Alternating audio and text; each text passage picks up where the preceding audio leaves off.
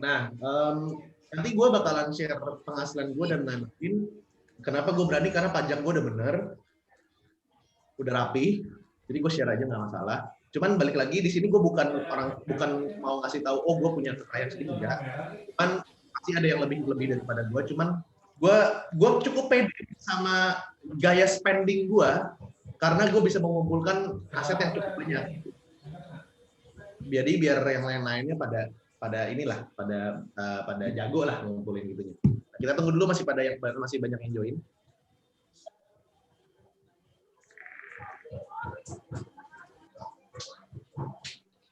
Ini nanti rekamannya dikirim ke grup, Bang? Ya nanti minta mentahannya aja kali ya, Bro Ian nih.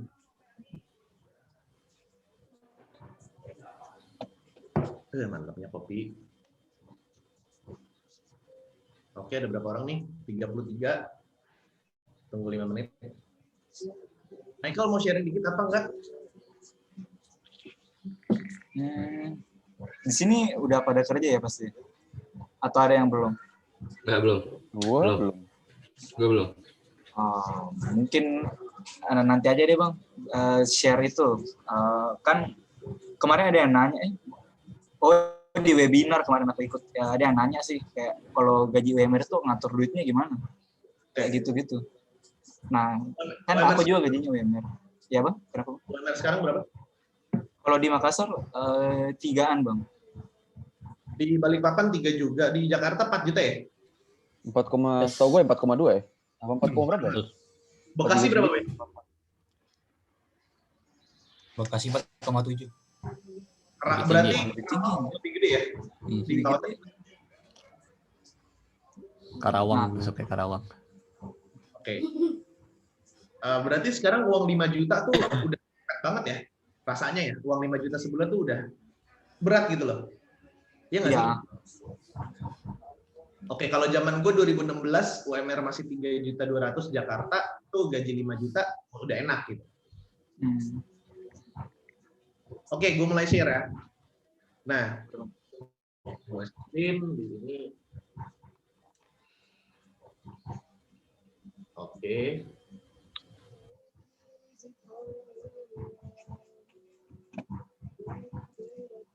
Udah kelihatan belum? Kok nge-lag itu? Nge-lag, Bang? Oh, udah ada. Udah ada. Ya, oke. So, jadi teman-teman, gue bakalan share hari ini adalah step-step, ada 1 step financial. Ini yang gue pelajarin ya, step financial. Nah, step financial ini adalah stage-stage-nya orang dalam menjadi lebih punya banyak duit, simpelnya. Nah, stage pertama itu adalah how to make money. Pertama ini dulu, how to make money. Lu nggak ada uang, kagak bisa invest. Intinya itu, lu nggak ada uang, nggak bisa invest. Lu nggak ada uang, nggak bisa makan. Jadi pertama kali yang lu harus pikirin adalah how to make money. Dan more money, intinya itu. Oke, nah setelah orang udah punya duit, itu banyak orang yang suka punya permasalahan. Permasalahannya apa? Dia nggak ngerti gimana caranya keep the money. How to keep the money. Contohnya orang yang nggak bisa keep the money adalah mayoritas ya. Kita jujur ya. Jujur mayoritas dari masyarakat kita. Mungkin lo termasuk atau nggak termasuk. Contohnya gimana? Baru punya uang dikit, beli motor. Baru punya uang dikit, beli mobil. Banyak yang gua flexing. Iya, gua kan tinggalnya di Serpong tapi di kampungnya. Karena kebetulan nyokap gue itu beli tanah di tahun 98 dapat 1 meternya 80.000. Tanah nyokap gue itu 800 meter, rumahnya 200 meter. Dapatnya 80.000. Sekarang harganya udah 3 juta 1 meter. 3 juta atau 4 juta gitu, gue lupa. Nah, di situ kan gue gaulnya sama orang-orang yang di desa. Kayak gue main sama anak tukang ojek, main sama anak tukang burung dara, main sama anak tukang judi, main sama anak tukang biliar, main sama anak tukang judinya juga bukan judi kasino, tapi lu tahu judi koprok nggak sih? Kalau punya di kampung tuh ada tuh yang krok ngelihat palang 1, palang 2 gitu loh. Gue Mainnya sama siapa? gue ngalamin berenang di rawa, ada ular, main getek-getek pakai gedebong pisang, gue ngalamin. Nah, ternyata mindset mereka, ini balik lagi mindset ya sama financial literacy. Mereka tuh sering gini, gue udah kerja lama, ini mindset yang salah pertama. Tapi daripada hasil kerja gue nggak ada hasil kerja gue nggak ada hasilnya, mendingan gue beliin motor, gue cicil motor, jadi biar bisa nabung. Nah, itu yang pertama. Jadi akhirnya dia DP motor, biar apa? Biar bisa dia nabung di motor. Padahal secara logika, motor itu kan terdepresiasi. Ini Marisa. Nah, motor itu kan terdepresiasi. Biasa kalau istri pagi-pagi minta dipeluk-peluk gitu. Jadi dia minta naik, terus gue bilang gue lagi webinar gitu. Makanya nikah. Nah, itu mindset pertama yang salah. Terus mindset kedua yang salah adalah gini. Coba lu perhatiin deh. Mayoritas orang-orang itu kerja banting tulang selama 11 bulan di Jakarta. Pas bulan ke-12 Lebaran, pulang kampung bawa macem-macem. Bawa mie sedap dan lain-lain, pakai motor ya kan. Terus beli motor baru, sampai kampung jadi sultan. Ngasih THR ke tetangga, ke bocah-bocah dan lain-lain. Pulang dari kampung jadi kacung lagi. Bukan berarti gue bilang karyawan itu kacung, bukan berarti gue bilang karyawan itu salah. Tidak ada yang lebih baik. Karyawan nggak lebih baik daripada konten kreator nggak lebih baik daripada karyawan, pengusaha lebih baik daripada konten kreator, pengusaha nggak lebih baik daripada karyawan. Semuanya sah-sah aja, asal halal. Cuman masalahnya adalah cara mereka mengatur uang udah ngumpulin 11 bulan, hilang lagi gara-gara hal-hal yang tidak esensial sebenarnya, tidak esensial. Pas balik lagi itu ujung-ujungnya adalah dia harus mulai dari nol lagi. Itu mindsetnya. Nah, makanya penting banget yang namanya how to keep the money. How to keep the money. How to keep the money itu kalau misalnya yang simpel-simpel ya, nah, kita masukin ke emas, terus habis itu ke obligasi. Nah, how to keep the money ini biasanya kita cari rate investasinya yang persentasenya kecil. Money. Ya kan? Nah, setelah orang bisa how to keep the money, dia tahu dia beli barang apa, menghasilkan apa, dia boleh dan tidaknya barang apa yang boleh dibeli, barang apa yang tidak boleh dibeli. Kapan harus keluarin duit, kapan harus simpen duit. Itu how to keep the money. Nah, setelah itu baru namanya how to multiply money. How to multiply money. Jadi membuat uang itu bekerja buat kita sendiri. Nah, di how to keep the money itu tetap ada persentase uangnya naik, tapi kecil. Nah, makanya gue tetap menganggapnya kayak obligasi dan lain-lain, emas dan lain-lain itu how to keep the money aja. Gue investasi emas, gue nggak pikirin return dan lain-lain, yang penting uang gue nggak makan inflasi, itu doang. Nah, jadi itu how to keep the money. Nah, baru how to multiply the money. How to multiply the money ya, balik lagi investment. Ini yang dimaksud sama ternak uang. Ya. Gue nggak affiliate ya sama ternak uang ya, karena gue dekat aja sama Timothy, jadi ya gue kasih. Nah, ternak uang. Gini teman-teman. Nah, jadi tinggal lu pikir, lu lagi di stage mana? Gue yakin anak-anak IGH itu mayoritas ada di how to keep the money. How to keep the money. Nah, kunci untuk lu ngerti how to keep the money adalah lu tahu fixed cost lu per bulan. Fixed cost lu per bulan. Apa itu fixed cost? Fixed cost itu adalah biaya yang lu napas aja keluar. Napas aja keluar. Lu kagak ngapa-ngapain aja keluar, kagak belanja aja keluar. Apa contohnya? Ya makan, transport, listrik, air, IPL. Nah, lu masukin juga nongkrong. Karena mau gimana pun kita harus nongkrong. Kalau enggak otak nggak fresh. Itu wajib. Nah, beruntunglah orang-orang yang masih sama orang tua, tapi udah punya penghasilan.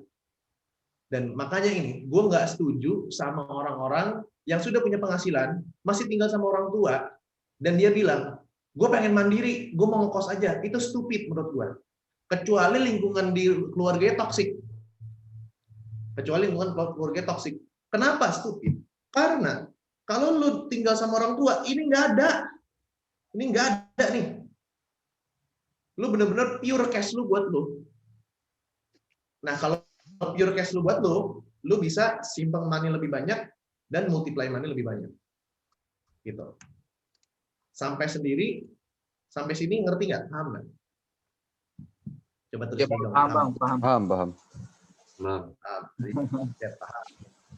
Nah, selanjutnya kita ngomongin setelah udah tahu how to make money, how to keep the money, how to multiply the money. Sekarang selanjutnya uang itu harus disiapin buat apa? Ini gue belajar dari Melvin, dari Financialku. Dia bilang ada 3 step keuangan. Ya, gue paling 2 aja sih, cuman ini gue rombak versi gue. Yang pertama adalah safety. Yang kedua adalah comfort, nyaman. Yang ketiga adalah freedom. Ini perombakan gue ya. Jadi pada saat lu mau merencanakan keuangan, lu harus kelarin dulu yang safety. Safety itu apa aja komponennya? Safety itu harus punya cash flow positif. Cash flow positif artinya apa? Artinya adalah income atau pemasukan lebih besar daripada pengeluaran. Jadi ada uang sisa. Gitu. Nah, jadi lu pikirin pengeluaran-pengeluaran apa yang nggak perlu selama ini, yang nggak jelas gitu loh. Ya kan? Kayak misalnya lu harus ke coffee shop tiap hari padahal lu bukan kopi edik, ya nggak usah gitu loh. Dibatasin. Kayak gitulah. Terus lu langganan OnlyFans gitu misalnya. Buat lihat-lihat hal-hal yang aneh-aneh ya jangan gitu loh. Itu namanya bodok namanya OnlyFans ya kan. Nah, gitu pengeluaran. Nah, kemarin gue investasi 10 juta di alat kopi, tujuannya buat meminimalisir pengeluaran. Gue udah hitung, selama 5 tahun gue bisa hemat 62 juta kalau gue beli alat kopi dibandingin gue ke coffee shop tiap hari. Nah, anjing hidup PH. Nah, terus kenapa gue invest di kopi? Karena gue ke coffee shop gue nggak nyari suasana. Gue nggak butuh suasana untuk bekerja. Gue stres dikit, mandi hilang udah stresnya. Gitu. Nah, invest di OnlyFans. Itu pertama, cash flow positif. Yang kedua adalah tidak ada hutang konsumtif.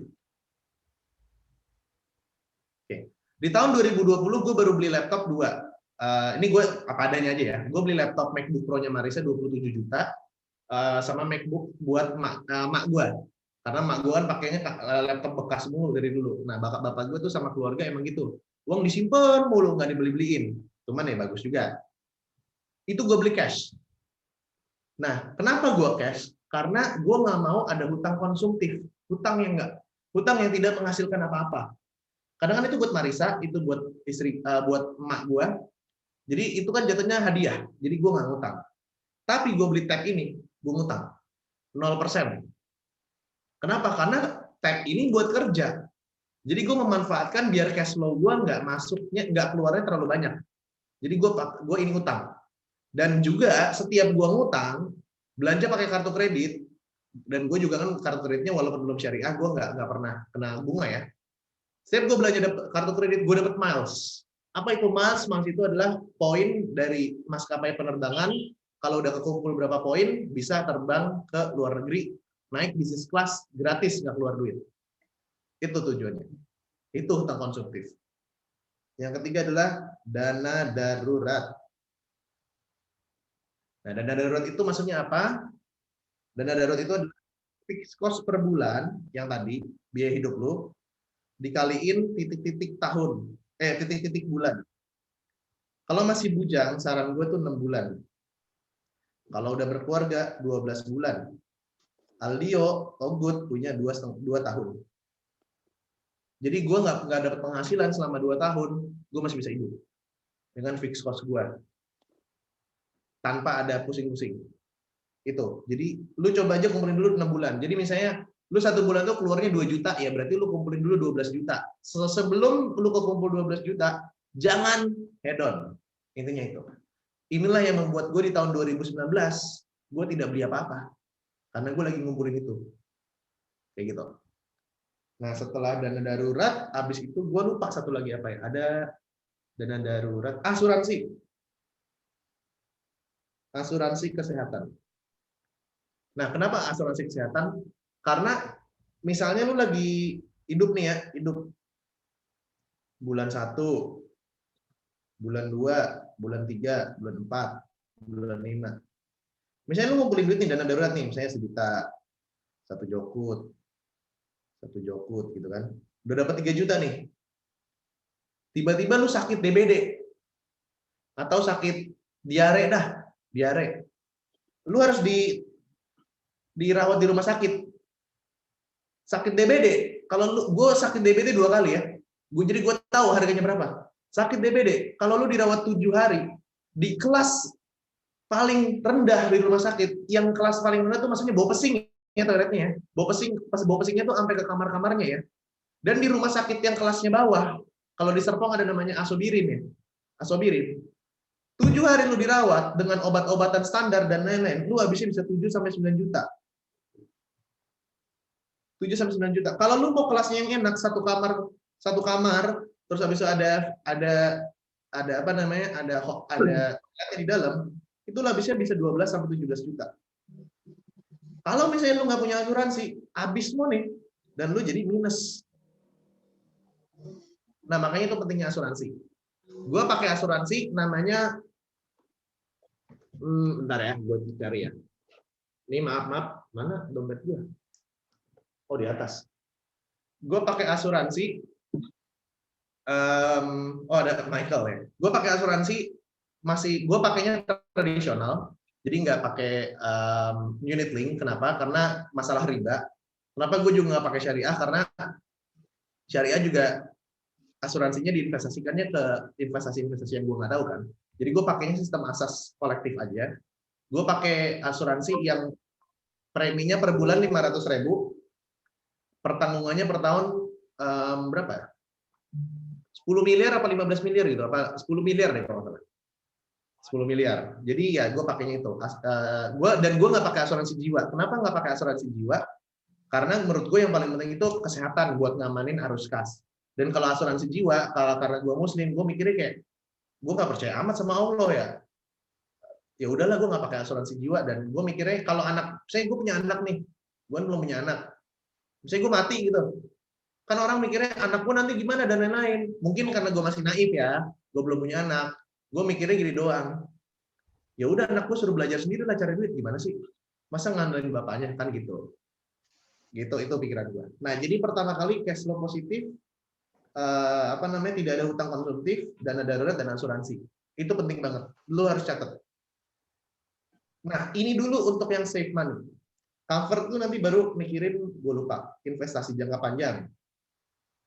Contoh kayak lu mau haji, masukin ke reksadana. Terus habis itu investasi fixed income, gitu-gitulah. Gue lupa apa namanya. Itu yang paling penting dulu.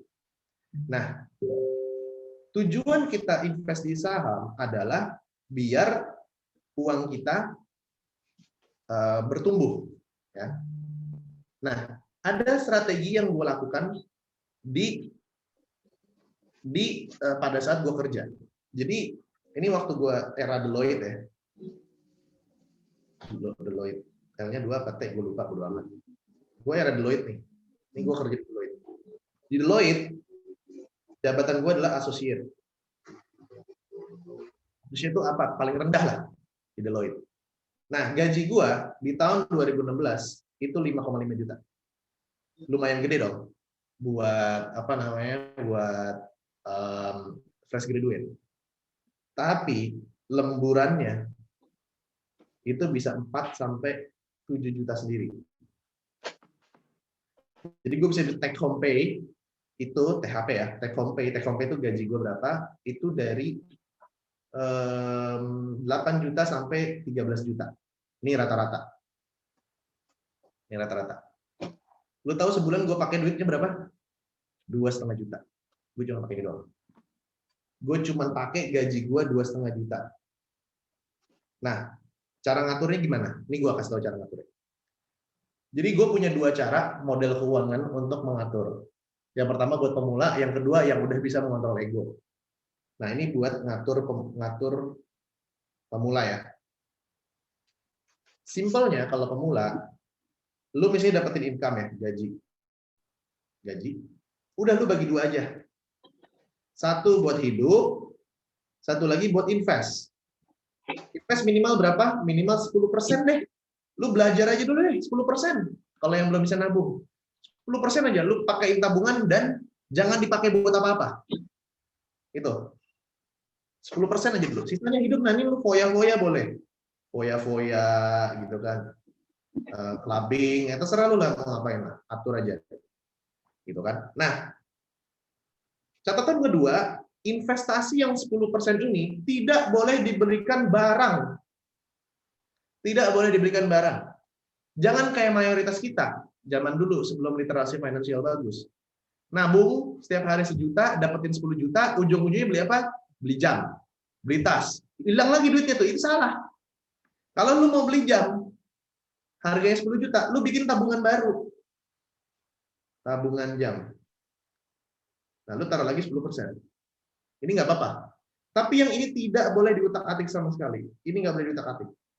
Lu kumpulin terus ke dalam dompet investasi namanya. Dompet investasi. Di sini masuk terus sampai gemuk, sampai lu misalnya punya 10 juta gitu. Kalau lu punya free cash 10 juta, udah punya uang nganggur 10 juta, enak nih, mau main saham bisa, mau investasi ke temen yang jualan kue bisa, dan lain-lain. Ini buat yang pemula. Kalau gua dulu ngitungnya gini, pakai rumus 1, 2, 3, 4. 10%, 20%, 30%, 40%. Nah, 10% gue pakai buat apa? Amal dan traktir. 20% buat apa? Buat happy. 30% buat apa? Buat hidup. 40% buat apa? Buat invest. Nah, kalau waktu gue kerja, gue lebih gila lagi. Happy gue hilangin. Ya, ini jadinya buat hidup. Sisanya 70% investment. Gitu. Nah, dua model keuangan ini bisa buat teman-teman gunakan buat buat teman-teman pilih mau pakai yang mana. Kalau buat gue saranin pakai yang ini aja dulu.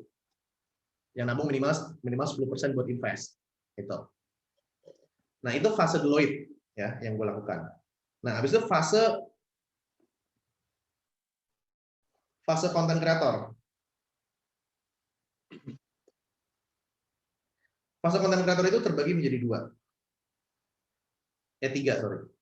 Ini 2018, 2019, 2020. Kalau yang nanya 2016 sampai 2017, itu gue ngapain setelah cabut dari kerja? Gue nggak ada duit. Karena gue bikin warung ayam bakar bleeding. Minus terus cash flow-nya, ya udah habis duit gue tabungannya. Jadi dari nol lagi di 2018. Di 2018 ini gue mulai YouTube. Di sini no money lah. No money. Habis semua. AdSense gue pakai buat apa? Reinvest ke lampu, seminar digital marketing, dan lain-lain. Ini gue asah otak sama asah buat gue investasi ke otak, gue investasi ke alat buat lampu kayak gitu. Nih lampu ini gue beli. Nah, ini lampu ini gue beli karena biar lightingnya bagus, terus beli tripod dan lain-lain gitulah. Kamera gue pakai istri gue. Maksudnya pakai kamera istri gue. Bukan istri gue dipakai kamera gitu, bukan. Nah, terus habis itu di sini gue nggak ada duit sama sekali. Nah, di tahun 2019, ya, AdSense gue itu kalau misalnya teman-teman tahu itu cuma 3-4 juta sebulan. Dulu. Sekarang lebih kecil karena jarang bikin video. Ya. 3-4 juta sebulan. Kenapa gue tetap bikin video walaupun AdSense-nya 3-4 juta sebulan? Karena YouTube itu bukan buat cari duitnya, YouTube itu traffic-nya, sumber traffic. Jadi nggak peduli gitu. Nah, di tahun 2019 di sini gue mulai dapat job apa? Pemateri dan agency di sini. Kenapa gue bisa dapat agency? Karena waktu itu punya temen di sini, dokter, namanya Dokter Mets. Si Dokter Mets itu punya komunitas dokter-dokter kecantikan. Dia minta gue sharing tentang Instagram. Akhirnya gue sharing dan dapat klien di situ. Nah di 2019 itu penghasilan gue sekitar 40 sampai 17 juta lah sebulan. 10 sampai 17 juta sebulan. Yang gue lakukan sama ini adalah biasa, baru ngerasain duit sedikit 1 sampai 3 bulan foya, makan steak, ya kan. 2018 gue nggak bisa makan steak, anjir, gue cuma bisa makan warteg. Makan warteg itu juga ngopinya ngopi Indo Cafe. Itu tuh yang gue rasain. Di sini mulai foya-foya lah sebulan sampai 3 bulan. Sampai di bulan keempat gue bilang sama istri gue, nggak bisa nih Beb kayak gini mulu nih. Kita harus nabung buat dana darurat. Yaudah akhirnya nabung tuh. Nabung 5 juta. Hitungannya gue lupa. Nah, dana darurat gue ketolong sama endorsan ajaib. Endorsan ajaib itu gue dibayar 7,5 juta. Ya, 7,5 juta gue dibayar sama ajaib. Nah, karena ada kode referral dari ajaib, gue dapat komisi dari ajaib 75 juta. Nah, uang 75 jutanya itu yang gue lakukan adalah, oke Beb, 15 juta kita makan enak. Ya kan? 15 juta kita makan enak, bodo amat. Ya kan? Gue mau happy-happy. 60 juta, ini udah fix masuk ke dana darurat. Dana darurat. Ini. Nah, apa pelajaran pertama yang lu harus pelajarin dari gue? Gue cukup pede masalah ini. Lu lihat nggak? Orang kalau udah punya 75 juta, dia bakal beli apa? Ganti handphone, ganti laptop, dan lain-lain. Gue kagak. Gue cuma ngambil 15 juta biar makan enak buat 3 bulan. Sisanya gue masukin dana darurat. Gue penuhin dulu yang ini nih. Mana tuh? Gue penuhin dulu yang ini. Gue penuhin dulu yang ini, dana darurat. Oke? Kan tadi kan cash flow positif udah, tidak ada utang konsumtif, dana darurat udah. Nah, akhirnya di tahun 2020 gue kan 60K, terus udah mulai keluar IG hack. Gue kasih tahu nih penghasilan gue nih tahun ini nih. Nah, gue masih biasa aja. Di tahun 2020 semenjak ada IG hack, terus grow semenjak carousel naik, kan gue tiba-tiba dalam waktu setengah tahun jadi 200K. Cepet banget gitu loh, tiba-tiba tak 200K. Dari 10 sampai 17 juta gue bisa dapat 100 sampai 150 juta sebulan. Sekarang ya. 100 sampai 150 juta sebulan. Nah, lu tahu sebulan gue pakai duit cuma berapa? Buat rumah tangga gue? 10 juta. Gue cuma ngabisin 10 juta buat rumah tangga gue. Nah, enggak 10 juta sih. Kadang-kadang kalau ada AdSense 2,5 juta gitu, gue masukin GoPay gitu lah. Nah, sisanya duitnya kemana? Gue masukin ke cash perusahaan. Nah, perusahaan MCS gue buat tujuannya apa? Tujuannya satu, pajak. Pajak perusahaan akan lebih murah daripada pajak gue. Karena kalau misalnya pakai gue pribadi, pajaknya itu 2% sampai 2,5%. Tapi kalau misalnya pakai pajak perusahaan, karena terhitungnya UMKM, pajak gue cuma 0,5%. Kedua, financial statement-nya jelas. Hendro kan gue hire sebagai accountant gue, ya kan. Jadi jelas nih perusahaan gue ini asetnya berapa dan lain-lain berapa. Karena FS-nya jelas, uang-uang yang ada di PT Muda Cuma Sekali, gue masukin ke apa? Ke long term investment. Long term investment. Maksudnya long term investment apa? Jadi yang beli usaha, yang beli saham-saham itu adalah PT MCS. Bukan Ogut Muda Cuma Sekali, tapi pakai akun gua. Nah, jadi secara valuation dari perusahaan, perusahaan MCS itu tinggi sekali valuation-nya. Jadi naik terus gitu. Kenapa gua ngelakuin ini? Kita nggak ada yang tahu ke depan. Someday gue mau exit dari dunia digital marketing atau apa, kalau misalnya gue mau exit dari dunia digital marketing atau apa, gue jual aja perusahaan Muda Cuma Sekali. Gue gajian langsung. Itu satu. Nah, ini cara gue ngatur duit. Bayangin, sekarang gue tanya deh, gue chat tanya. MCS IPO. MCS IPO, orang-orang jelas jualan apaan. Nah, teman-teman, gue sangat pede sama cara gue spending, karena gue mikir yang namanya value of money-nya. Value of money. Sekarang gue tanya deh sama lo semua, kalau orang income-nya kayak gue nih 100 sampai 150 juta sebulan, itu bersih ya? Itu bersih ya, bukannya revenue ya, itu bersih, profit, pure. Bisa gue foya-foyain simpelnya gitu. Orang-orang udah pada beli apa sih? Orang-orang udah pada beli apa? Coba gue tanya. Mobil. Mobil, apalagi? Rolex. Wes. Rumah bang, rumah. Rumah bang. Mobil, ganti motor. Ganti mobil beli jam. Nah, oke. Beli Alasan gue kenapa gue nggak beli hal itu semua. Nah, haji dulu, gue lagi nabung buat haji. Gue lagi nabung buat haji first class. Itu gue butuh 800 juta buat sama haji sama Marisa. Nah, terus jadi gini, gue selalu mikirin yang namanya value of money-nya. Value of money. Nah, gue ngelihat saat gue spending, ini yang gue pikirkan dalam mata gue. Kalau gue keluarin uang RPX untuk barang A, berapa cuan terhitung gue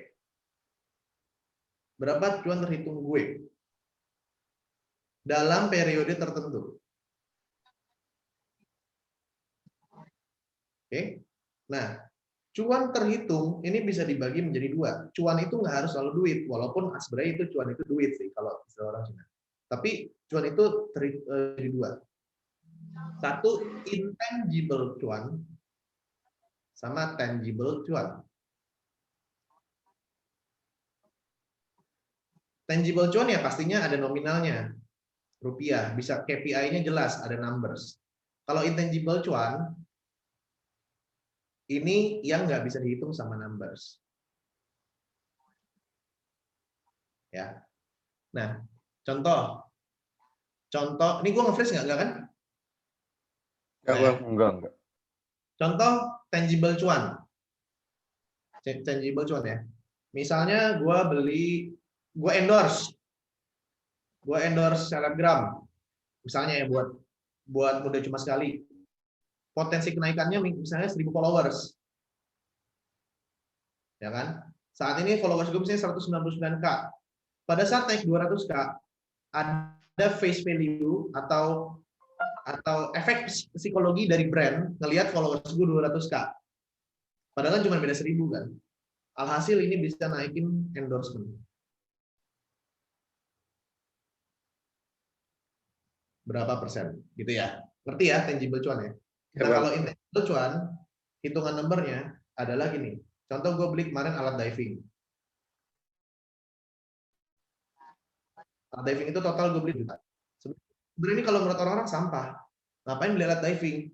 Cuman lu pikirin tangible cuannya apa? Satu, gue bisa bikin konten dari alat diving. Ini terbukti dengan gue buat konten outfit puluhan juta, cek. Itu ngasilin follower 30.000 kalau nggak salah. Di TikTok. Kedua, lu tahu kan yang ditawarkan sama Instagram Hack apa? Freedom. Freedom kan, bukan kaya, tapi freedom. Ini bisa jadi bahan buat bikin konten. Buat jadi konten. Alhasil, ujung-ujungnya juga bisa jadi tangible cuan. Yang si konten ini sama freedom.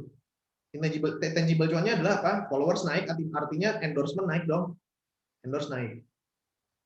Terus orang dapat pesan freedom gue, orang dapat pesan freedom gue, artinya apa? IG hack penjualannya naik dong. Personal branding gue naik dong. Coba lu perhatiin Instagram gue. Sekarang udah bukan Bang Ogut personal branding, Bang Ogut freedom. Terus tulisannya udah bukan bantuin anak muda bangun personal branding lewat konten edukatif. Tapi tulisannya bantuin anak muda cari cuan di sosmed lewat konten edukatif. Gitu. Itu tujuannya. Nah, sama yang terakhir adalah apa? Network. Kenapa? Orang yang diving itu orang punya duit. Jadi ini bisa buat aset. Gitu. Nah, itulah cara gue ngatur duit yang saat cuan. Nah, itu cara ngatur gue duit ya. Yang paling penting sih dari semua yang gue omongin sih ini, cara lo ngatur ini. Nah, terus abis itu setelah lo punya cash, tinggal mikirin. Kalau gue cara investnya cash itu ada yang defensif sama agresif. Jancu, sorry maaf. Defensif, agresif. Investasi defensif itu artinya kalau gue simpelnya ya buat ngamanin duit lah. Ngamanin duit, return tipis-tipis lah. Ini gue baginya menjadi saham ini ya, blue chip lah pasti. Blue chip, terus habis itu emas, habis itu falas, habis itu tas desainer. Tas desainer ini 3 merek yang bisa lo invest di tas desainer. LV, Chanel, Celine, sama Hermes. Dengan syarat belinya bekas. Second hand dan good condition.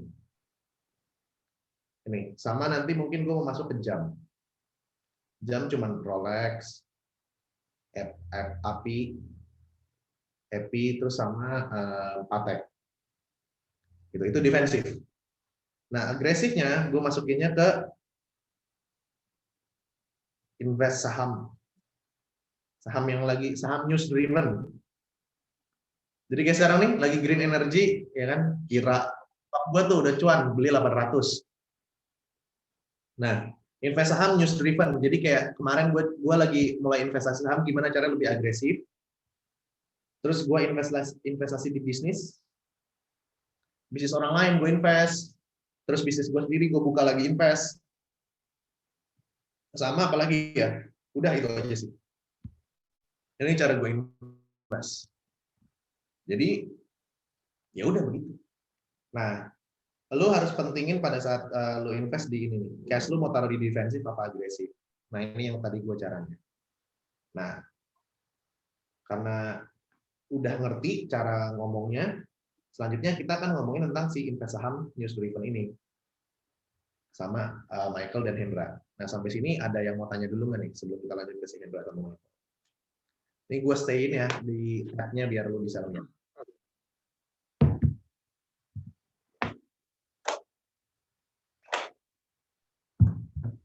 Ada yang mau tanya nggak? Mau nanya dong, Bang Ogut. Boleh. Jadi gini, gue cerita dikit lah ya soal gue. Jadi gue itu udah kenal yang namanya profit loss, terus dagang itu kan memang anak keluarga gue dagang. Gue kelas 3 SD udah diajarin tuh jual permen sama ongko gue. Kelas 3 SD. Abis itu kelas 5 gue pindah Medan. Nah, kelas 6-nya gue balik lagi Jakarta ke sekolah yang sama. Habis itu SMP kelas 3 kalau nggak salah, apa SMA kelas 1 itu gue kenal sama MLM. Gue ada join ya 3-4 brand MLM lah gitu kan. Member, affiliate, peer to peer gitu-gitu. Terus sama sebelum Feb kena cukai itu gue udah jualan. Ya. Gue jualan sama ongko gue di online gitu. Lumayan lah seminggu buat anak seumuran gue waktu itu SMA 1, SMA 2 7 jutaan seminggu itu kan gede banget ya. Tapi ya itu bener-bener wah gue nggak tahu duit gue habis kemana, gue nggak tahu, jalan makan itu doang. Cuman ya jujur aja emang kalau dibilang nyesel sekarang nyesel karena gue nggak ada tabungan gue sekarang gitu loh. Yang harusnya saham gue tuh bisa 2 digit nih, anggap aja 20 juta, emang nggak bisa. Cuman ya gue mikir-mikir juga ya gue dapat experience di situ, gue udah pernah jalan-jalan, gue udah makan enak gitu kan. Nah, di tahun 2020 nih gue ketampar nih. Pas corona. Gue nggak ada tabungan, nggak ada apa. Akhirnya, itu kalau nggak salah gue inget cash gue itu 14.000. Rekening gue tinggal 20.000. Itu duit gue tuh. Oke. Anjir, itu ya cuman untungnya gue masih tinggal sama orang tua kan. Gue kan masih kuliah juga. Mulai dari itu tuh, gue tiap hari kalau mau keluar gue makan di rumah. Terus gue selalu bawa air putih tuh dari rumah. Supaya lebih hemat. Sekalipun nongkrong paling ya ngopi-ngopi yang murah aja gitu kan. Nah, terus gue ini kan sekarang lagi corona begini, gue juga jujur aja gue belum ada pendapatan pasti gitu, kerjaan gitu. Paling gue cuman ya kalau teman mau beli sesuatu gitu sama gue bisa cariin. Sekarang gue dapat komisi dari situ. Terus juga engkau gue juga dulu kan kerja di Tequila, jadi ada koneksi lah untuk jual minuman alkohol gitu. Ada izinnya juga gue. Jose Cuervo. Ada. Jose Cuervo juga ada. Udah insap saya, udah insap. Ya udah, jadi ya gue dapat paling dari situ doang gitu kan. Nah, ada bagusnya tuh gue itu sekarang let's say 2 juta lah sebulan ya. Let's say 2 juta lah. Bagus nggak sih kalau misalnya 50% itu langsung gue jebretin ke misalnya gue langsung join Tenang Uang, gue langsung sekolah ini, gue langsung ngatur ini, investasi ini, itu sebenarnya bagus gak sih? Atau memang perlahan-lahan aja gitu, sebulan gitu? Oke, berarti pertanyaannya adalah gimana cara lu investasi di otak? Iya. Bukan berarti duit lu masukin ke saham ya. Nih gue punya share nih buat semuanya teman-teman ya. Seminar yang mahal pertama gue tuh gue ikut Denny Santoso, digital marketer. Ya, lu kan pada beli online course gue nih. Gue kasih tahu cara beli online course yang benar, cara beli seminar yang benar nih. Biar lu nggak ketemu sama penjual ludah, ya kan? Nah, gue pun nggak suka sama penjual ludah, orang yang ngajarin sesuatu tapi dan berbayar tapi dia belum ngelakuin itu gitu loh. Gue juga kesel kayak apaan sih lo gitu.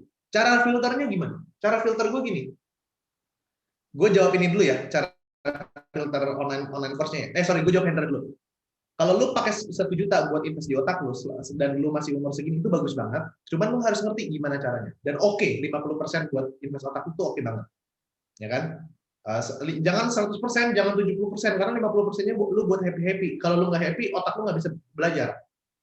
Lu tetap harus happy-happy. Lu kalau doyan mabuk ya terserah lu gitu loh. Wajib lah gitu loh. At least lu AM gitu loh. Ini gue ngomong karena kan Hendra, lu bukan muslim ya Hen? Boleh minum alkohol kan? Boleh, gue bukan. Tapi gue enggak sih, gue enggak begitulah. Bosan gue udah. Ya kan paling buat minumnya 1 shot, 2 shot kan buat enak ngobrol biasanya kan kayak gitu kan. Atau lu beli wine Chardonnay gitu kan. Nah, 1 juta itu lu pakai buat invest, bagus buat isi otak, tapi lu harus pinter. Rule gua pertama kali buat beli sebuah produk digital atau produk edukasi adalah lu harus tahu cacat lu di mana. Jadi bukan beli karena lu pengen kaya. Omset miliaran dari digital marketing. Harganya 4 juta gitu. Lu nggak bisa kayak gitu. Lu harus tahu dulu. Ini ngomongin tentang apa sih? Itu pertama satu. IG hack jelas. Kita ngomongin personal branding. Tekniknya jelas. 1. Kedua, sebelum lu beli produk digital tersebut, lu harus do diligence atau lu riset dulu tentang topik-topik yang dibahas di online course tersebut. Tujuannya buat apa? Tujuannya adalah buat ngetes adminnya atau yang punya online course-nya bisa nggak jawab pertanyaan simple yang lu bisa dapetin dari Google. Kalau dia nggak bisa, ya ngapain dia ngajarin? Ngapain gue ikut kelas lu? Di Google aja gue bisa kok. Di kelas lu nggak bisa. Tapi ingat, lu harus tanya dulu. Ini admin apa orangnya yang jawab? Kalau admin kemungkinan besar nggak bisa jawab, karena kan ya admin kan tujuannya closing dong. Kalau misalnya ini ternyata admin, lu tanya dulu ini admin atau orang yang ngerti nih. Kalau misalnya orang yang ngerti, tolong eskalasikan, dinaikin ke tim yang ngerti, jawab pertanyaan saya. Kayak gitu. Nah itulah dia, makanya kenapa gua di admin Mario online course, gua siapin voice note gua untuk jawabin pertanyaan-pertanyaan dalam yang sering ditanya. Jadi gua langsung bikin voice note, gua langsung tinggal copy paste admin gua, gitu. Ini yang gue lakukan sama waktu dulu gue belajar kelasnya digital marketingnya Kodeni. Gue pelajarin dulu tuh selama 2 minggu tentang digital marketing. Gue tanya sama adminnya, dia bisa jawab, gue langsung join. Kayak gitu. Itu yang kedua. Sama yang ketiga adalah belajar online course itu step by step. Jangan lu ambil semua langsung 4 online course, 5 online course.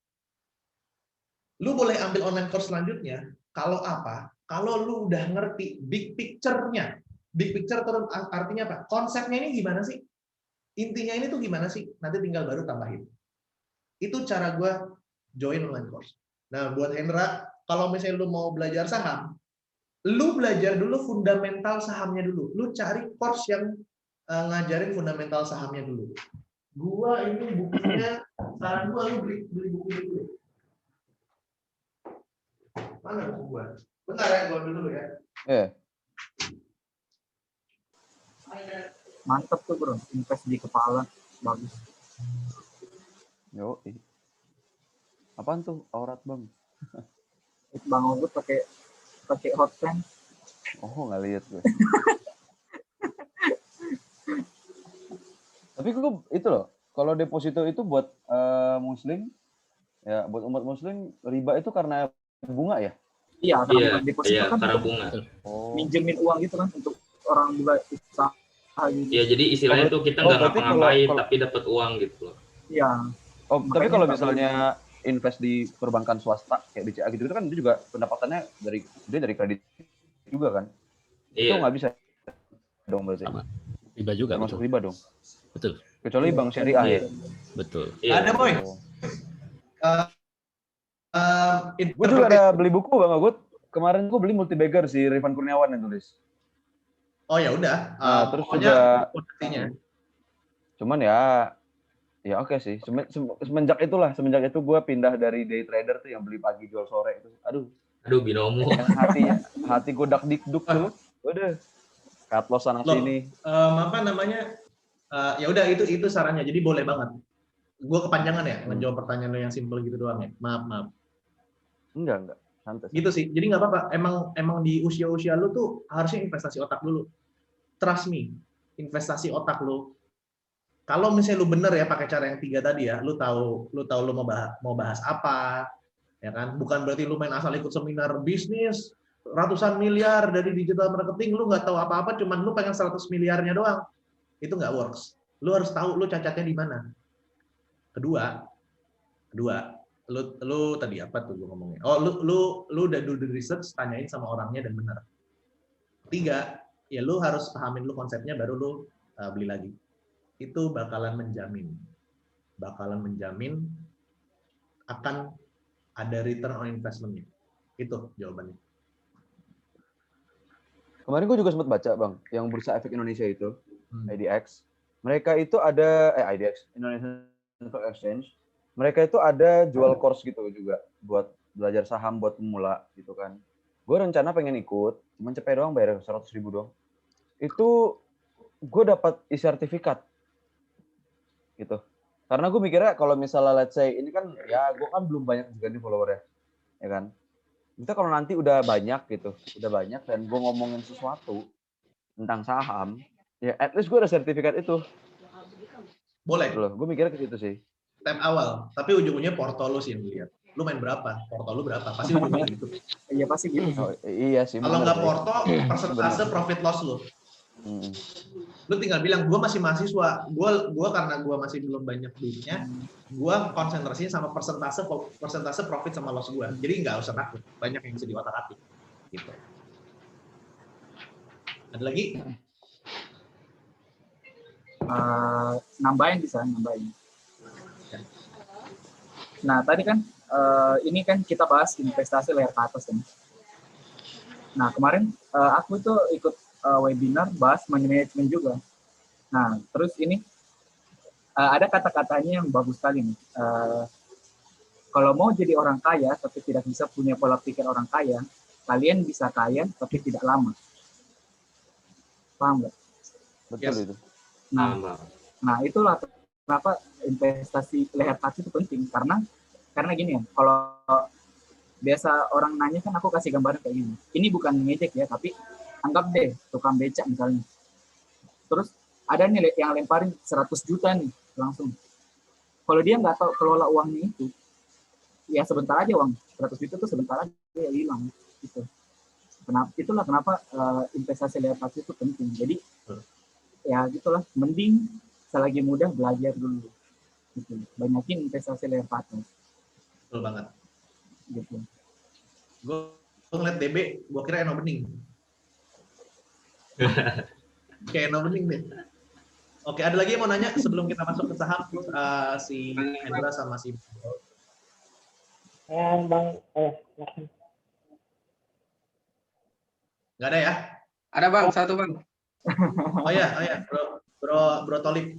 Ya, apa namanya? Ini kan masalah semua orang. Ketika dia mau spending uang atau misalkan dia udah punya uang, untuk mulai dia mau saving uangnya itu, masalahnya itu terbentur di knowledge-nya dia bang, pengetahuannya dia. Jadi kan kayak yang disampaikan sama Bang Ogut tadi, ada yang namanya asuransi, kemudian ada yang namanya dana darurat dan lain sebagainya. Nah, keterbatasan knowledge-nya ini yang kadang-kadang bikin mereka itu stuck di tempat gitu bang. Contoh kayak saya sendiri itu kerja di Jakarta, gaji UMR, tapi nggak mutlak gue ngidupin diri gue sendiri gitu bang. Jadi ada masih single tapi gue juga ngebantu keluarga gitu kan. Nah jadi problem terbesar saya itu kadang-kadang gini bang, saya itu masih belum bisa spending uang karena di posisi yang saya sekarang itu masih ngebantu keluarga. Makanya saya itu masih belum, saya tertarik banget sama presentasinya Bang Ogu tadi itu yang dari 10%, 20%, 30% sampai 40% itu luar biasa banget. Langsung kebuka gitu loh, mindset kita tadi yang nggak tahu kira-kira mau kita orientasikan berapa persen dari penghasilan kita itu buat investasi atau misalkan buat kebutuhan-kebutuhan yang lain. Nah, untuk kasus kayak kita gini Bang, kayak orang-orang pemula kayak gini, nentuin asuransi, kemudian nentuin berapa besar yang harus dia investasikan buat jangka panjang lah, dana daruratnya dia lah, itu kira-kira gimana Bang? Oke, ini pertanyaan yang bagus dalam, harus lo tahu. If you don't have money, don't invest. Kenapa? Karena perut lu harus kenyang dulu sebelum lu bisa invest. Ya kan? Tapi untuk mulai boleh, Mas Rahmat. Caranya gini. Banyak orang di Indonesia nggak tahu fixed cost dia sebulan berapa. Karena tidak pernah menghitung. Uangnya hilang aja kemana.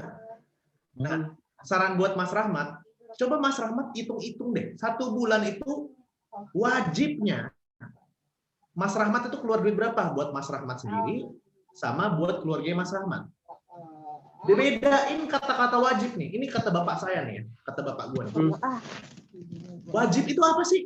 Wajib itu apa sih? Bokap gue nanya tuh. Gila kan lu umur 15 tahun gue ditanya wajib itu apa sih? Tidur pagi lebih ini. Wajib itu apa? Wajib itu, pengeluaran wajib itu adalah kalau nggak dikeluarin lu mati. Gitu aja.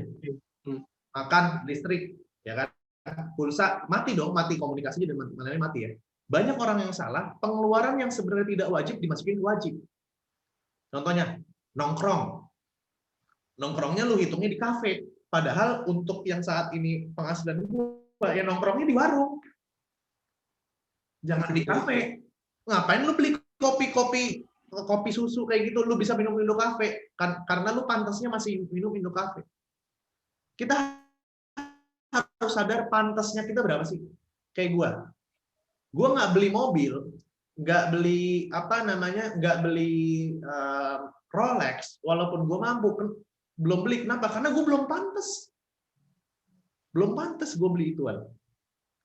Kenapa? Karena gue belum haji, satu ya belum pantas. Kedua maksain, belum pantas. Nah, yang Mas Rahmat harus lakukan adalah hitung berapa minimal uang yang Mas Rahmat harus keluarin duit setiap bulannya, kalau enggak keluarga Mas Rahmat sama Mas Rahmat mati.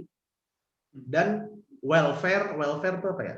Kesejahteraan Mas Rahmat itu terganggu. Hitung. Ada nggak selisihnya? Maksudnya selisih gimana? Setelah Mas Rahmat dihitung dari penghasilan Mas Rahmat per bulan, lihat ada sisanya nggak? Ada sisanya, itu tabung kalau bisa. Terus Mas Rahmat mungkin akan nanya, terus tabungnya gimana Mas? Kalau Mas Rahmat masih belum punya ilmunya untuk investasi, tabung aja dulu, taruh aja dulu di situ. Saran gue tabungnya dulu di emas. Tabungnya dulu di emas, berapapun itu. Ya kan? Maksudnya jangan gini, kalau misalnya cuma 100.000, gitu sisanya jangan langsung dijadiin emas. Karena sayang, emasnya habis. Minimal lu beli 10 gram lah emas. Jadi lu tabung dulu duitnya, baru ganti ke emas. Selama lu belum tahu mau invest apa, tabungnya dulu di emas. Kenapa emas? Karena emas mau dipatahin, mau dihancurin, ditimbang tetap ada duitnya. Sementara duit lu sobek nggak ada duitnya, nggak ada untungnya. Jadi taruhnya di emas. Dan ikutin Rasulullah. Rasulullah ada hadis dibilangin bahwa someday mata uang lu akan ganti ke dinar dan dirham. Emas, gue percaya itu. Satu emas. Ya. Kedua, kalau kondisinya Mas Rahmat ternyata nggak ada sisa, udah fix satu doang jawabannya. Tambahin pemasukan. Apapun itu. Contoh, Mas bisa beli snack-snackan Lidi. Bawa ke kantor. Cuanin 2.000 sebungkus. Bawa aja, taruh, Mas kerja. Bilang sama temen kantor, lu kalau mau beli kasih tau gue ya, nih harganya sekian. Dapat 2.000, dapat 2.000. Nih gue kasih lihat. Ciki-ciki kayak gini bisa dijual.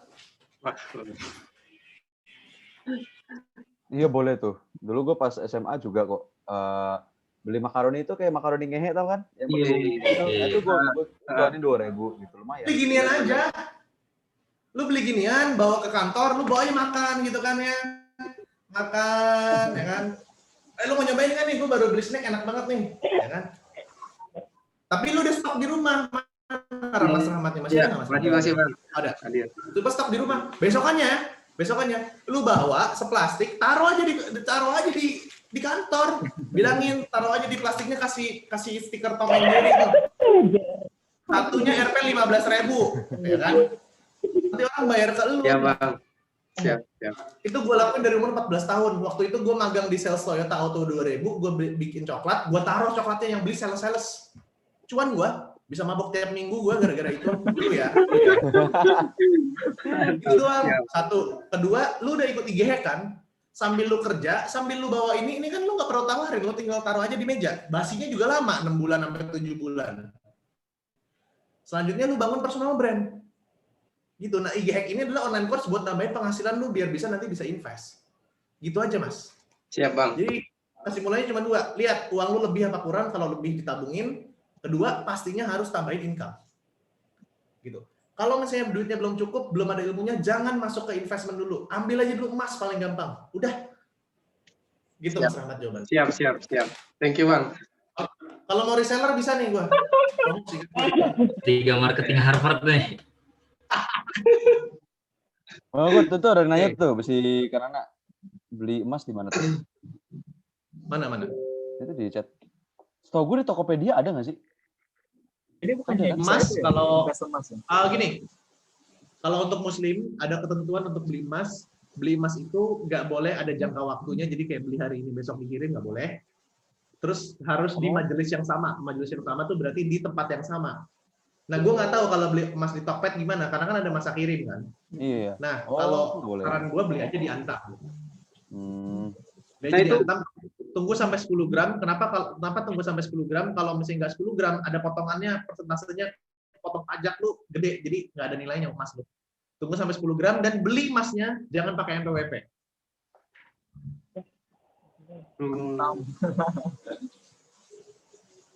Kalau misal di saham tuh ketentuan buat umat muslim tuh apa, Bang? Sorry? Kalau buat umat muslim, di saham itu ketentuannya apa aja? Jadi gini, di saham itu ada 2. Lu mau ngikutin muslim yang mana nih? Ada 2 nih pandangan. Jadi ada makmum, ada yang menganalisa. 2 itu ya, makmum sama analisa. Makmum itu pengikut.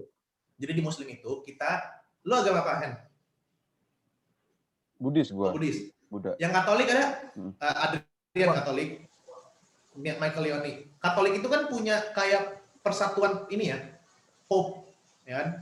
Sumbernya itu di Pope kan. Ya, nah, di Paus, makanya Paus ya. Di Pope itu kan punya di masing-masing benua ada Pope-nya siapa lagi. Terus nanti di Indonesia ada Pope-nya siapa lagi kan. Nah, sama seperti itu, kita sebagai muslim kita harus ngikutin yang namanya Jumhur Ulama. Jumhur Ulama Indonesia kan MUI. Nah, MUI itu memberikan fatwa ada saham syariah. Nah, kalau misalnya kita makmum, kita nggak pusingin. Yang penting MUI udah halalin, gue ikut. Tapi ada pandangan yang kedua, dibedah lagi surat edaran si MUI tersebut. Di MUI dibilangin saham itu akan dianggap syariah kalau dia tidak jual barang haram, sama pendapatan bunga atau capital yang bunganya itu nggak lebih dari 49% deh kalau nggak salah. Nah, pandangan yang kedua ini tinggal pertanyaannya adalah dia akan bertanya, loh ini kan tetap ada riba 49%. Berarti kalau misalnya riba dianggap zina, lu ML, lu nggak sampai keluar, halal dong. Gitu. Lu pandangan yang mana? Gue pandangan yang makmum. Gue nggak peduli, yang penting MUI udah bilang syariah, sisanya tanggung jawab MUI sama Allah nanti. Gitu. Nah, Kalau misalnya kayak Unilever gitu kan, mereka kan jual produk yang memang kebutuhan masyarakat, itu termasuk riba nggak? Enggak. Produknya sama financingnya kan. Kalau produknya aman, tinggal lihat financingnya masuk ke syariah apa enggak, gitu aja. Oh, iya. Gue belum lihat sih indeks syariah itu isinya apa aja. Soalnya soalnya kan gue kan juga sharingnya kan soal dulu pertama kali gue milih saham tuh gimana gitu kan. Malah ntar takutnya ada satu yang nggak masuk gitu kan. Iya. Gue lihat indeks saham. Oke, sekarang lanjut ke Michael sama Hendra ya, tentang saham ya, ngejelasin tentang saham itu gimana ya. Hendro bukannya mau sharing dulu? Ya. Hendro bukannya mau sharing?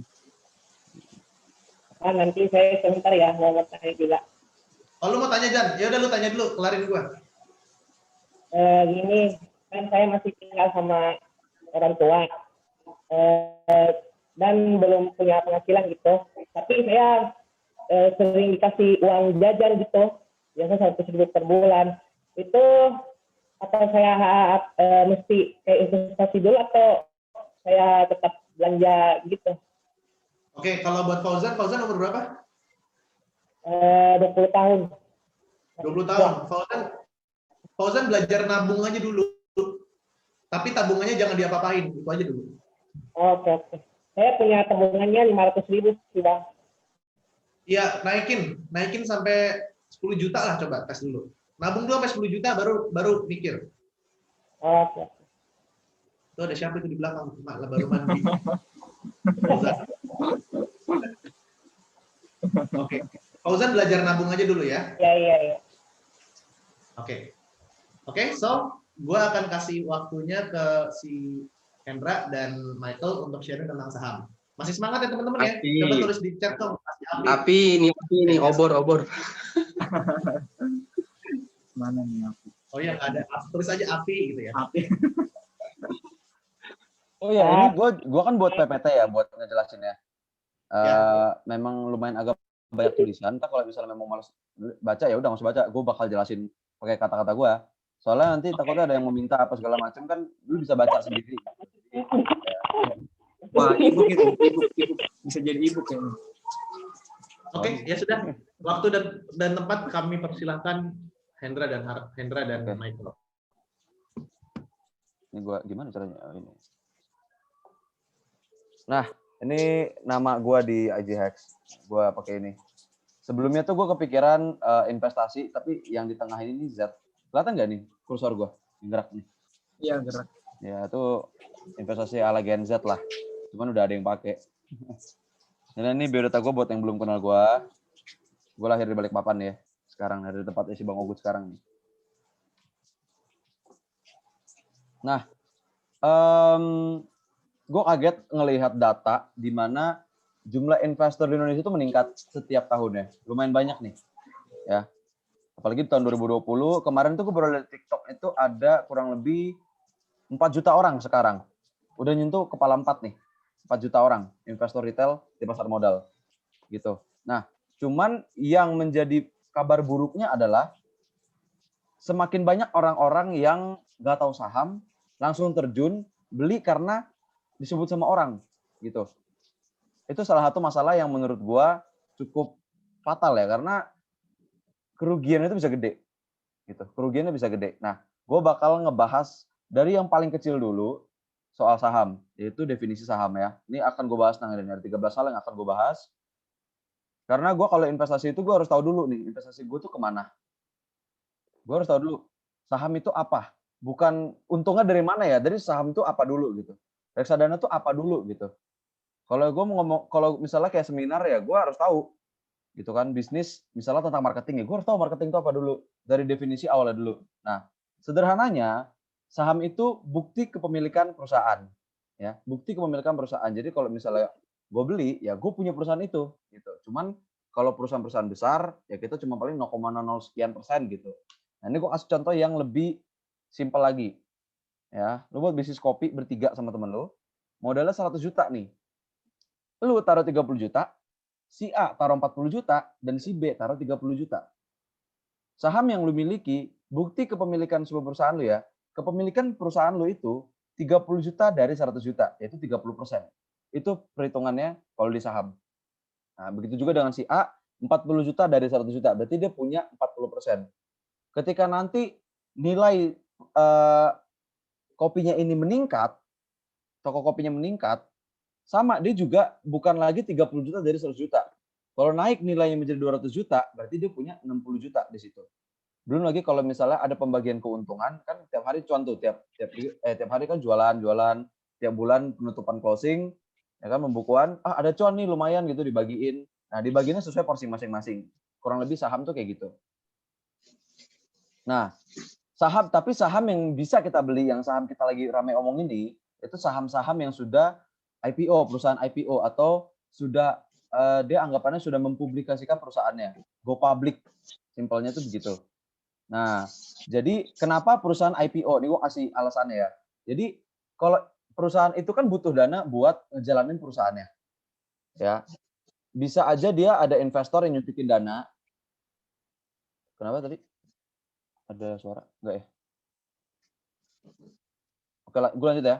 Jadi yang pertama itu memang ada investor yang nyuntikin dana untuk perusahaan itu buat jalan gitu, ya kan? Yang satu tuh dia mungkin utang pihak tertentu seperti ke bank, atau dia tuh anak perusahaan, dia utang ke atasan A, perusahaan yang di atasnya gitu. Nah, yang ketiga, dia itu bisa ngejual sebagian kepemilikannya kepada masyarakat, kita gini, kita bisa beli gitu. Jadi kita bisa beli, dia juga dapat duitnya. Untuk apa? Misalnya untuk ekspansi, gue mau bangun pabrik lagi, atau gue mau beli tanah lagi untuk bangun tower lagi, misalnya begitu. Nah, jadi dia jual sebagiannya supaya orang-orang juga bisa investasi. Nah, alasan lain menurut gua, dan sudah gue baca juga, ya, kenapa perusahaan mau IPO? Karena jujur aja perusahaan di Indonesia itu ada puluhan ribu, ada ribuan, banyak banget ya. Cuman yang di bursa efek yang bisa kita beli sahamnya itu cuman 700-an. Cuman ada 700-an doang.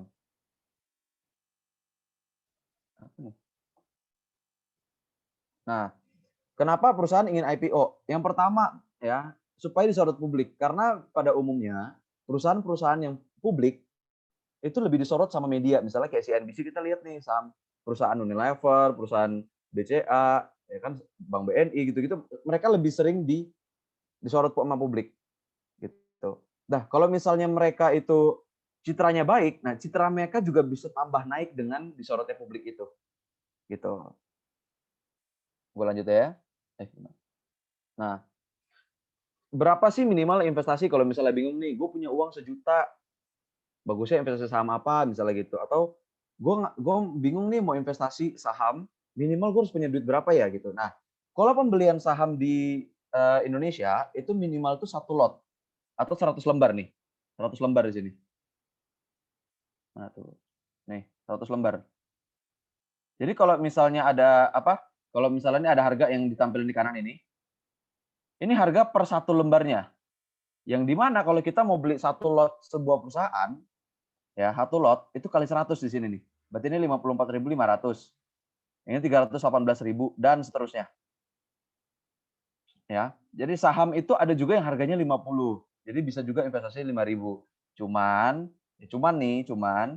perusahaan yang harganya 50 itu atau sebut gocap itu nggak disaranin gitu, karena pasti ada penyebabnya kenapa sih perusahaan itu bisa nilainya 50 doang gitu. Padahal pada saat IPO nggak mungkin dia harga 50 gitu. Gue lanjut ya. Mana nih? Kok nggak gerak? Nah, kalau misalnya kita sering jajan misalnya kayak beli snack gitu-gitu ya, itu kita beli di Alfamart sama Indomaret. Kita beli di Alfamart sama Indomaret. Ini bersihin ini gimana ya? Sorry. Bersihin ini gimana ya? Yang di bawah itu kali bukan ya? Ini ya, oh ini udah. Oke. Nah, Oh iya. kalau misalnya kita jajan-jajan tuh di Alfamart, Indomart gitu ya. Di Carrefour gitu kan, di toko kelontong misalnya gitu. Nah, kalau kita belanja saham itu belinya di mana? Belinya di ini, Bursa Efek Indonesia nih. Indonesian Stock Exchange. Itu ada di Bursa Efek. Itu kalau sekarang itu kita bisa beli online ya melalui sekuritas, ya kan? Ajaib tuh kalau kayak sebelumnya Bang Ogut bilang. Tapi broker juga banyak gitu ya. Mana sini? Oke. Nah, tapi kalau kalian mau beli saham, itu ada jam-jamnya. Jadi nggak bisa setiap saat, nggak bisa 24 jam beli nggak bisa. Pagi jam 6 bangun beli nggak bisa. Gitu. Jadi ada jadwalnya. Nah, kalau kita ini sebutannya itu investor retail. Kita ini sebutan investor retail. Belinya di pasar reguler nih, yang ini. Pasar reguler nih, yang besar nih. Dan jadwalnya itu bisa berubah-ubah. Sebelumnya, ya gue nggak tahu ini sebelumnya tahun berapa, cuman kalau sekarang, itu kita bisa beli itu jam 9 pagi. Sampai 11.30. Ini sesi pertama. Ya. Habis itu ya istirahat dulu. Sampai sesi kedua, jam 1.30 sampai jam 2.50. Itu kita bisa beli saham di situ. Jadi nggak bisa harus jam 7 beli, nggak bisa. Jam 8 beli, nggak bisa. Harus ikutin jadwal di Bursa Efeknya. Gitu. Jadwal itu bisa berubah ke depannya ya. Nah, oke. Nah, nih, gue pengen kenalin ke kalian tuh soal bid dan ask. Biasanya kalau di broker tuh begini nih. Ya. Kok kayak keloncat jauh banget ya? Oh, sorry. Gue belum jelasin yang ini. Nah, jadi kalau kalian mau beli saham itu, kalian tuh harus lewat broker atau penengah, pihak ketiga anggapannya. Ya, kalian nggak bisa beli langsung ke perusahaannya. Misalnya kalau mau beli sahamnya BCA atau Unilever, nggak bisa langsung ke BCA-nya. Gue mau beli saham lu, nggak bisa. Harus lewat sekuritas. Ya, broker anggapannya, penengah. Nah, broker itu lebih sering dikenal namanya nih, sekuritas nih. Gue tulis, gue besarin. Ada iPod, ada Ajaib, Mirai Aset, ada MNC, nih, ada di sini semua. Ini tahu nih, Hanji Pyong, Ajaib. Gitu. Jadi nggak bisa kita langsung beli ke perusahaan, kita harus lewat sekuritas dulu. Ya, kita langsung lanjut tadi. Nah, kalau misalnya kalian sudah sudah yakin banget, tahap pertama yang harus kalian lakuin itu download dulu pastinya. Download, habis download langsung daftar saldo RDN. Gampang, cuman paling selfie sama KTP, habis itu isi nomor KTP deh gitu-gitu doang lah gitu ya. Nah, nanti kalian kalau setelah download kalian bakal lihat tampilan kayak gini nih. Ada bid dan ask. Ya. Ada bilot, bid, ask, aslot gitu ya. Nah, gue pengen kenalin ke kalian bid sama ask apa sih? Jadi kalau kalian mau beli saham, itu nggak bisa langsung beli langsung dapat. Jual langsung kejual, nggak bisa. Harus ada dealing dulu. Ya, dealing dulu harganya sama dulu. 3.100 3.100. 3.110 ya 3.110. Nah, di sini yang di kiri ini ya. Ini tuh orang-orang yang ngantri mau beli. Gue mau beli di harga 3.090, 3.100, 3.110. Nah, yang di kiri ini jumlah lotnya. Wah, ada yang ngantri nih lumayan banyak di sini. Gitu. Ada juga orang yang ngantri di sini, ngantri di sini. Supaya dapat kebagian harga yang lebih murah. Kalau misalnya lu malas nunggu atau lu takut ternyata dia udah naik duluan atau apa, ya lu beli di sini, di harga sini. Ini pasti langsung kebeli. Gitu. Nah, kalau yang di kanan ini, orang-orang yang ngantri mau jual. Orang-orang yang ngantri mau jual. Jadi, dia ngantri biar lebih mahal nih, 3.200, 3.210, 3.220, 3.230, dan seterusnya. Sampai 3.280. Kalau dia nggak mau, dia takut misalnya, takut makin turun, nggak kejual atau segala macam, ya jual lah harga sini. Langsung jual di harga sebelah bid ini. Gitu. Sorry. Nah, langsung jual di harga bid kalau misalnya mau langsung kejual gitu ya. Habis itu next-nya. Nah, mengenal istilah yang penting nih dalam saham. Ya, kita sering lihat tuh market cap, kapitalisasi pasar. Ya, kurang lebih harga perusahaan lah. Simpelnya tuh begitu, harga perusahaan. Jadi kalau misalnya kita tahu kayak BCA nih sekarang nih 886,74 triliun. Berarti kalau kita mau beli saham BCA, semuanya yang beredar, itu kurang lebih kita harus keluarin duit segini. 800 triliun. Gila. Bisa beli Indomie berapa dus tuh? Banyak banget ya. Itu yang harus kita tahu dulu. Market cap ini juga bisa jadi patokan. Ini perusahaan tuh seberapa besar gitu. Kalau kita misalnya kita udah lihat kayak BCA 800 triliun, wah itu kan bukan main-main. Gitu kan. Atau perusahaan lain ada yang 300 triliun itu juga gede. Ada nggak perusahaan yang cuma 500 miliar, 600 miliar tuh ada juga gitu. Tapi itu ya bisa dibilang perusahaan yang tergolong kecil lah kalau misalnya di persahaman ya. Nah, habis itu tadi kan Bang Ogu juga ada sebut tuh saham blue chip. Saham blue chip itu apa sih? Jadi blue chip itu diambil dari istilahnya poker. Kalau teman-teman tahu poker tuh ya, yang main kartu di meja-meja itu. Blue chip itu nilainya tertinggi gitu. Blue chip itu nilainya yang paling tinggi. Nah, jadi saham-saham yang blue chip ini disebut dengan saham-saham yang valuasinya tinggi. Di mana dari segi fundamentalnya dia itu perusahaan yang sehat. Dia market cap-nya juga lumayan besar. Di mana berarti itu perusahaan besar gitu. Dia udah perusahaan besar, perusahaannya sehat, keuangannya lancar, terus dia terus-terusan cetak profit setiap tahunnya. Nggak pernah minus. Itu bisa disebut saham blue chip. Jadi kalau bisa dibilang saham yang paling aman tuh saham blue chip. Cuman ya memang kalau saham blue chip itu pergerakannya, keuntungan dari capital gain-nya itu nggak begitu cepat gitu. Sehari langsung 20% tuh nggak, jarang banget. Itu kayaknya nggak mungkin. Nah, ini gue mau ceritain nih. Jadi dulu cara gue milih saham itu gimana sih? Kan waktu itu gue juga buta banget soal saham. Jadi gue mau share juga lah pengalaman gue. Caranya gue tuh share lagi. Caranya gue tuh milih saham tuh gimana sih?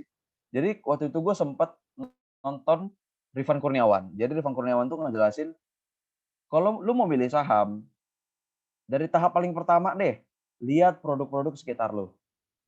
Contohnya nih, ada Indomie. Indomie bisa kita beli sahamnya, yaitu Indofood CBP. Kodenya ICBP. Gue minum susu, susunya susu Indomilk, ya kan? Gue makan snack juga, biskuit milk kuat, itu ada di Indofood juga, INDF kodenya. Ya kan, gue misalnya kayak lagi diet gue, makan Fitbar misalnya gitu kan. Ada sahamnya, itu di KLBF. Dan seterusnya gitu. Dari kita bangun, kita mandi pakai Pepsodent gitu-gitu. Gosok gigi, mandi pakai sabun Lux, masalah sabun cewek itu. Ada di Unilever. Kita bisa beli di Unilever. Kita kayak transfer M-Banking. Kita beli pakai debit gitu kan. Kita simpan duit di rekening. Orang-orang kebanyakan pakai rekening apa? Ada sahamnya, BCA. Gitu. Mobil kita naik Grab gitu kan kemana-mana. Mobilnya Toyota gitu. Ada Astra International. Ya kan? Terus juga sekarang nih online, pakai kuota. Ya kan? Kuota kan banyak, ada Telkom, ada XL, ada Indosat, ada Smartfren gitu. Bisa kita pilih dari situ. Gue inget banget saham pertama yang gue beli adalah Unilever karena setahu gue tuh Unilever gede banget deh. Kalau BCA waktu itu gue belum ada duit ya, karena tergolong harganya lumayan tinggi. Ya, cuman kalau misalnya kita lihat produknya doang, itu sebenarnya banyak ya. Ada banyak banget produk-produk yang kebutuhan masyarakat yang bisa kita beli sahamnya. Cuman kalau misalnya kita lihat dari produknya doang, ya agak kurang gitu. Sebenarnya agak kurang. Kenapa? Karena kita juga harus lihat perusahaan ini tuh sehat apa enggak gitu. Cuman kalau misalnya gue langsung beberin di sini laporan keuangan, lihat teknikalnya itu kan pusing, nanti yang ada nggak jadi, malah yang nggak jadi nggak mau main saham gitu. Karena kan ribet. Nah kita kenalin dari awal dulu nih, lapisan paling luarnya dulu. Gitu, gue jelasin. Nah kalau misalnya orang-orang nanya, kenapa sih harga saham itu bisa yang namanya bergerak tiap hari itu ya. Kita lihat candle tuh warna hijau, warna merah, warna hijau, warna merah. Setiap jam tuh berubah-berubah harganya. Kenapa? Karena ada hukum supply and demand. Ini teman-teman harus tahu juga. Ini nggak cuma ada di saham. Di bisnis apapun, supply and demand itu penting untuk kita pahamin. Ya. Kalau misalnya gue ngomong misalnya cabai nih ya. Ketika cabai gagal panen, berarti kan stok cabai nih yang beredar menipis. Sedangkan orang-orang tetap pengen makan cabai, apalagi orang Indo. Banyak banget yang suka makan cabai. Karena pembelian cabai itu tetap banyak, ya.